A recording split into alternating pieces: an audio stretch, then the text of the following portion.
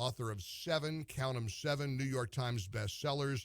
This new one is sure to be one as well. Guilty by Reason of Insanity, Why the Democrats Must Not Win. He joins us on Skype in our studios. Can't wait to get my hands on the book. Regnery dropped the ball, David. Where's my copy? Yeah, Regnery, what's going on here? Come on, Regnery. Let's go. Let's go, Margie. I got to get my book.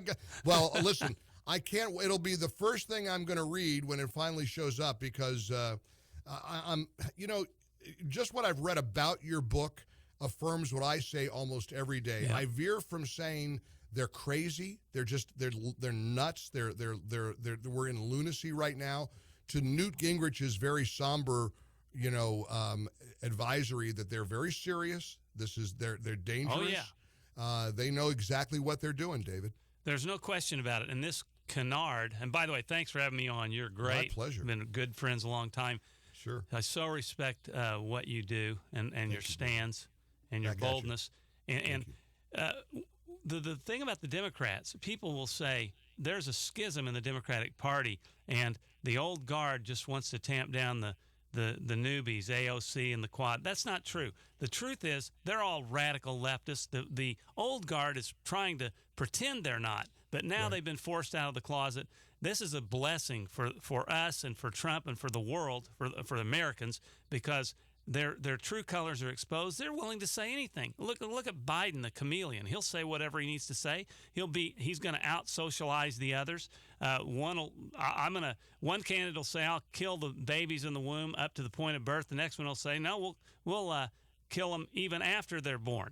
You can't do. I'll force the federal government to fund these murders, and then cheer about it after they do it. Cheer about it and light up the towers ghoulish pink and shout your abortion. This is demonic, sick, and for us to pretend that this is a gray issue and not morally black and white is irresponsible and immoral on our part. If we don't stand up against this outrageous, despicable evil, then we're not so great ourselves. David, help me understand. Give me your theory, because infanticide is now on the table for these monsters. How is there not just this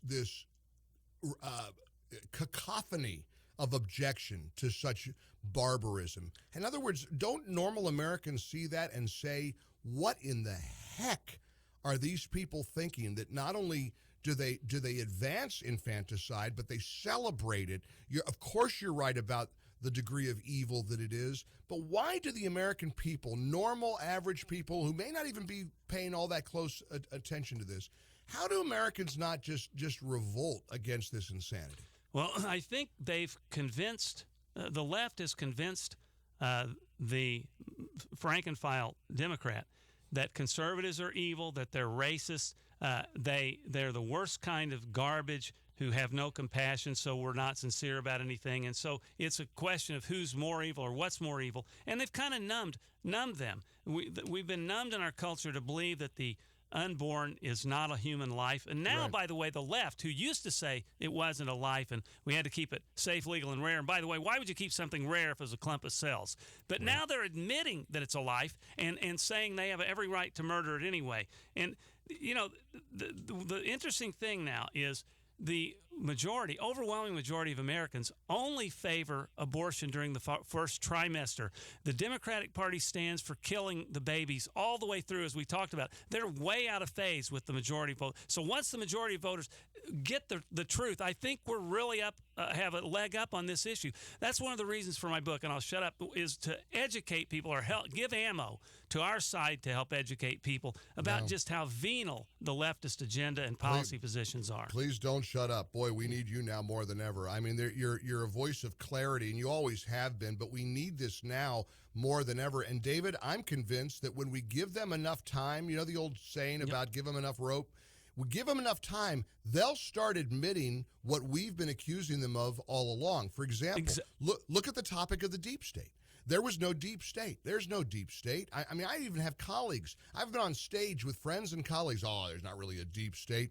Now, according to the New York Times the other day, you probably saw it. Oh, yeah, there's a deep state, but we need the deep state. John Brennan, just today, Brennan tweeting As in previous times of national peril, we rely on our military, diplomats, intelligence officials, law enforcement, and other courageous patriots to protect our liberties, freedom, and democracy. May they stay resolute and strong despite corrupt political headwinds they face. No, Brennan, we don't allow unelected bureaucrats to overturn our duly elected officials. That's anarchy.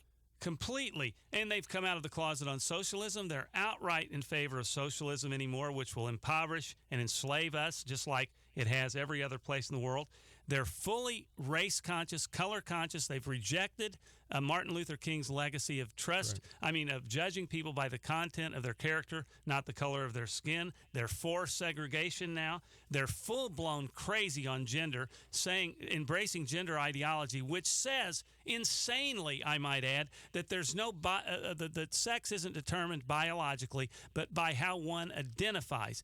That is such postmodern excrement.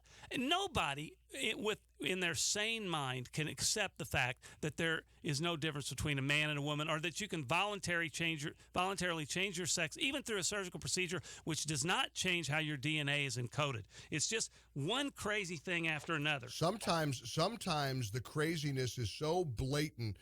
We played last week. We laid out Hillary clips where during the campaign of 2016, she seemed deeply concerned that Trump wouldn't accept the outcome of the election. She said, we have rule of law. We have a procedure in place. We have process. And now for 3 years, she's been calling him an illegitimately elected president. Normal people, David Limbaugh, have to look at that and say, your hypocrisy is overwhelming. It's the projection. They always accuse us of what they are doing or they are willing to do. Right. They thought it was a slam dunk that she would win, and they wanted him to affirm in advance that he would accept the outcome of the election, even if, as we all know, the Democrats cheat. They tried to steal the election in 2000, Gore over Bush, and when they failed, then they filed the case, and they still lost, and then afterwards accused Bush of trying to steal it. And then the people, they yell so much and so often and so loudly that the people now believe that Bush defeated him. That's why we have to be back in their faces. And I don't mean we need to be disrespectful or anything, but we have to fight as relentlessly as they do. Because, Mike, they don't rest for 1 second. They stay up 24 hours a day trying to undermine this country and everything that's made it great, from capitalism to free market to equality of opportunity. They want to replace everything with the predetermined outcomes. It's David, they're unified. It's what breaks my heart about some of our fellow conservatives who seem hell bent on destroying Trump with as much vigor as the most radical liberal Democrat. I've never seen anything like it in my life. Many of them are friends of ours. We've run with these guys for years. And they just seem, and I talk to them and I try to flesh it out. I try to understand even the life issue that you and I are so passionate about. You don't even have to go any further than that. Why would you pull the lever for a woman who's not only pro-abortion but even late-term abortion? Just the life issue alone should be enough to say, this is who I'm voting for. I'm going to vote for a pro-life president. But David, and I wonder if you have the same conclusion I have. When you talk to these folks, these never Trump conservatives, they just hate him with such a blinding passion that they seem to throw reason right out the window. That's what I was going to say. And by the way, yes, we're friends with them, but it's getting increasingly hard. First place, they have contempt for us, and they think we've sold out. The opposite is true. If they are a lot of them are outright advocating voting for Democrats. Now, you think what that means. Trump is not polite. He doesn't hold the mantle. He doesn't have a crease in his pants. Oh, he probably does, by the way. And he doesn't do the things. He doesn't talk as eloquently on paper. By the way, Trump is pretty darned articulate off the cuff. That's another issue. Know. But he doesn't say the polite things they want. They don't like him to fight back. They like the Bushes and the Clintons to kumbaya together. That's what they want. And this is what the deep state is all about. We want them to fight. This country is going down the toilet. And I mean that, and I'm not exaggerating, and I don't care anymore if Trump doesn't conform to their polite rules. Obama stirred racism up in this country like we haven't ever seen, and the polls reflect it. And since Trump's been in office, racism has gone down. Prosperity has gone up, These never-Trumpers want to turn away, vote for people who will embrace and invoke socialism and killing the unborn, open borders, and race consciousness, race baiting, identity politics, intersectionality, all of which I cover in depth in my book. And how can they live with themselves? I mean, they're delusional, and I agree with you, but they're no longer carrying the conservative banner, because to them, conservatism means let's just get along. Let's have a drink together, and let's be civil. They're always talking about civility. Well, do they ever talk about the Democrats' civility? They have trashed Trump every day of his life, calling him a Nazi. If I were on the receiving end like Trump, or if they were, I'd be worse than Trump. This is unbelievable. Right. He's just fighting back. He never initially attacks. And by the way, he never tries to compromise anyone's constitutional rights. He doesn't exceed his constitutional authority. They call him a dictator. This never-Trumpism is ill-founded, and as you say, it's blinded them because they're not being rational. All right, you're a smart guy. I admire your voice very, very much. You're one of my go-to voices when we're trying to get through the day and all these contentious issues. Look into your crystal ball. How does this all play out? I keep saying every day, for everything else is noise. Impeach him already. Get it over with. Go through the process. They're not going to unring this bell now. Get it over with. I think he emerges incredibly victorious. The Senate isn't going to vote to convict him. He didn't do anything that's worthy of a removable offense. How do you think 2020 plays out for the presidency, for the House, and for the Senate? I really think we're going to sweep it, and I'm exactly with you in some of these interviews. I've been saying, yes, just quit playing games. You think Trump is a walking high crime and misdemeanor. You thought you predetermined that you were going to undermine him and discredit the election before he even was elected. And so quit pretending that there's any evidence there. So after the Russia hoax exposed, none of them were held accountable for promising they had concrete objective evidence against him. Now they just pivot to Ukraine, doing the same thing all over again. They're a bunch of demagogues and liars, and now they're saying they're going to impeach him. They don't even have close to the vote. I dare them to go through with this charade and this disgrace. And there's going to be a backlash like you haven't ever seen. In fact, there already is. When they get out of the skiff there in the basement of the Capitol, when they have to present to the world what they've got, we're gonna be overwhelmed with the realization that this is as flimsy as the Russian hoax was. But David, depressingly, you know what they're going to do if Ukraine doesn't get anywhere, then they'll move on to the emoluments clause, which is just preposterous. Do you know what the funny thing about Trump is? Everybody says he's so secretive and dishonest and such a liar. Nobody has ever been as transparent as he. I know. It's like he commits his impeachable offenses in the open.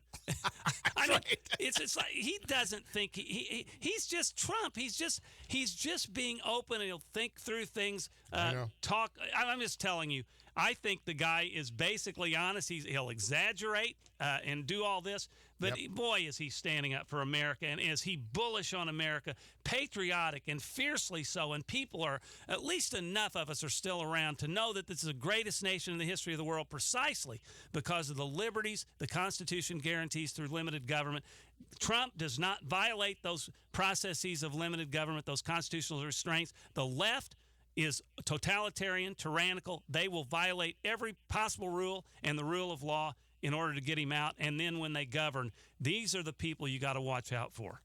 You've lifted me up as I knew you would. I know you've lifted up our audience. I want everybody to get your book, Guilty by Reason of Insanity, Why the Democrats Must Not Win. It's why David Limbaugh's voice must be heard. And I'm so grateful you could visit with us for a few minutes, my friend, here on the Mike Gallagher Show. You keep fighting the good fight, David. It's my honor. Thank you so much for having me. God bless you. More coming up 11 minutes before the hour here in the ReliefFactor.com studios.